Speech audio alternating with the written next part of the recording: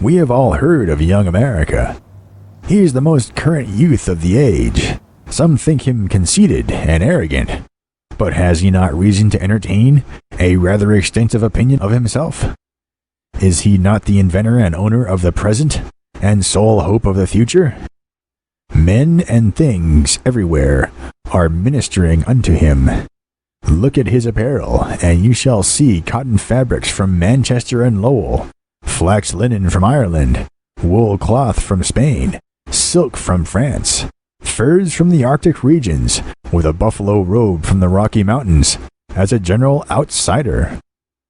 At his table, besides plain bread and meat made at home, are sugar from Louisiana, coffee and fruits from the tropics, salt from Turk's Island, fish from Newfoundland, tea from China, and spices from the Indies. The whale of the Pacific furnishes his candlelight, and he has a diamond ring from Brazil, a gold watch from California, and a Spanish cigar from Havana. He not only has a present supply of all these and much more, but thousands of hands are engaged in producing fresh supplies, and other thousands in bringing them to him. The iron horse is panting and impatient to carry him everywhere in no time, and the lightning stands ready harnessed to take and bring his tidings in a trifle less than no time. He owns a large part of the world by right of possessing it, and all the rest by right of wanting it, and intending to have it. As Plato had for the immortality of the soul, so young America has a pleasing hope, a fond desire, a longing after territory. He has a great passion, a perfect rage for the new, particularly new men for office, and the new earth mentioned in the Revelations, in which being no more sea, there must be about 3 times as much land as in the present. He is a great friend of humanity, and his desire for land is not selfish, but merely an impulse to extend the area of freedom. He is very anxious to fight for the liberation of enslaved nations and colonies, provided always they have land, and have not any liking for his interference. As to those who have no land, and who would be glad of help from any quarter, he considers they can afford to wait a few hundred years longer. In knowledge he is particularly rich. He knows all that can possibly be known, inclines to believe in spiritual wrappings, and is the unquestioned inventor of manifest destiny. His horror is for all that is old, particularly old foggy, and if there be anything old which he can endure, it is only old whiskey and old tobacco. If the said young America really is, as he claims to be, the owner of all present, it must be admitted that he has considerable advantage of old foggy. Take, for instance, the first of all foggies, Father Adam. There he stood, a very perfect physical man, as poets and painters inform us. But he must have been very ignorant and simple in his habits. He had had no sufficient time to learn much by observation, and he had no near neighbors to teach him anything. No part of his breakfast had been brought from the other side of the world, and it is quite probable he had no conception of the world having any other side. In all of these things, it is very plain, he was no equal of young America. The most that can be said is, that according to his chance he may have been quite as much a man of his very self-complacent descendant, little as was what he knew. Let the youngster discard all he has learned from others, and then show, if he can, any advantage on his side. In the way of land and livestock, Adam was quite in the ascendant. He had dominion over all the earth, and all the living things upon, and round about it.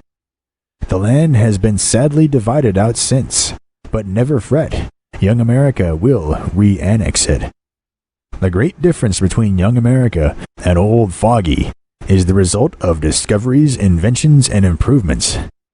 These, in turn, are the result of observation, reflection, and experiment. For instance, it is quite certain that ever since water has been boiled in covered vessels, men have seen the lids of the vessels rise and fall a little, with a sort of fluttering motion, by force of the steam. But so long as this was not specially observed, and reflected, and experimented upon, it came to nothing. At length, however, after many thousands of years, some man observes this long-known effect of hot water lifting a pot lid, and begins a train of reflection upon it. He says, why, to be sure, the force that lifts the pot lid will lift anything else which is no heavier than the pot lid. And as man has much hard lifting to do, cannot this hot water power be made to help him? He has become a little excited on the subject, and he fancies he hears a voice answering, "Try me." He does try it, and the observation, reflection, and trial gives to the world the control of that tremendous and now well-known agent called steam power. This is not the actual history in detail, but the general principle. But was this first inventor of the application of steam wiser or more ingenious than those who had gone before him? Not at all. Had he not learned much of them, he never would have succeeded. Probably never would have thought of making the attempt. To be fruitful in invention, it is indispensable to have a habit of observation and reflection, and this habit our steam friend acquired, no doubt, from those who, to him, were old fogies.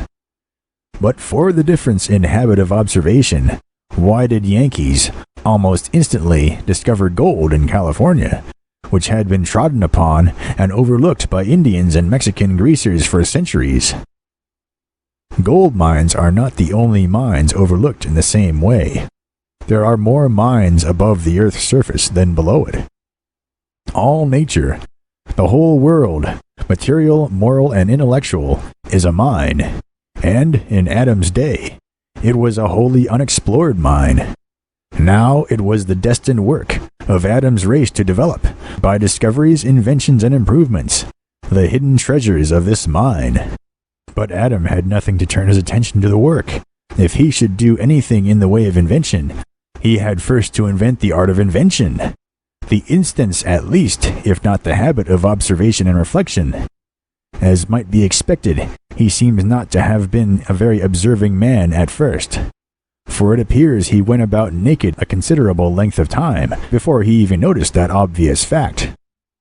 But when he did observe it, the observation was not lost upon him, for it immediately led to the first of all inventions, of which we have any direct account, the fig-leaf apron.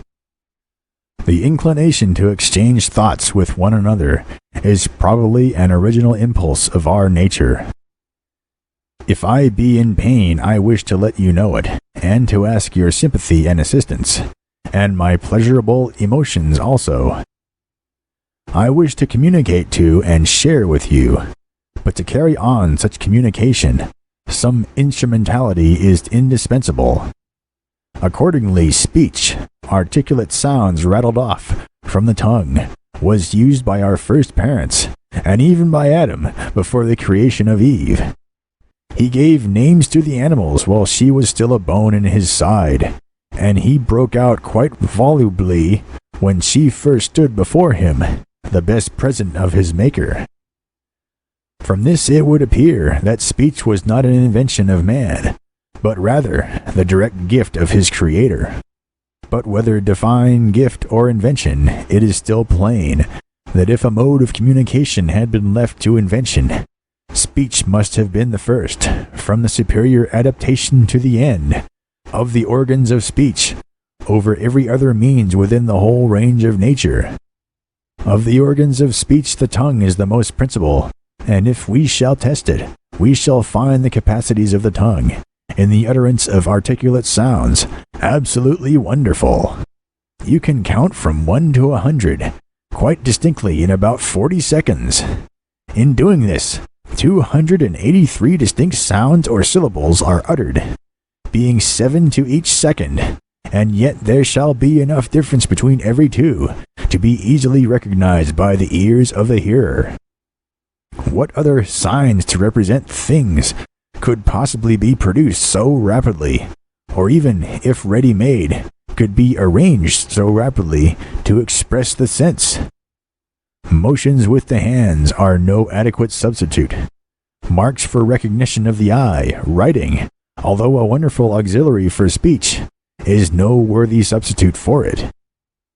In addition to the more slow and laborious process of getting up a communication in writing, the materials, pen, ink, and paper, are not always at hand, but one always has his tongue with him, and the breath of his life is the ever-ready material with which it works.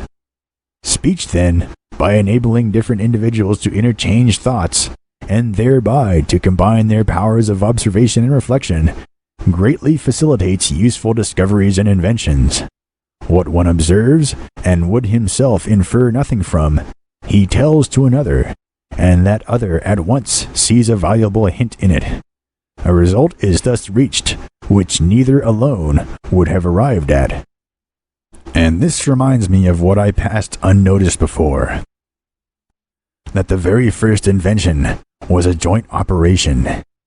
Eve having shared with Adam in the getting up of the apron, and indeed, judging from the fact that sewing has come down to our times as women's work, it is very probable she took the leading part, he perhaps doing no more than to stand by and thread the needle. That proceeding may be reckoned as the mother of all sewing societies, and the first and most perfect World's Fair, all inventions and all inventors then in the world being on the spot. But speech alone, viable as it ever has been, and is, has not advanced the condition of the world much. This is abundantly evident when we look at the degraded condition of all those tribes of human creatures who have no considerable additional means of communicating thoughts.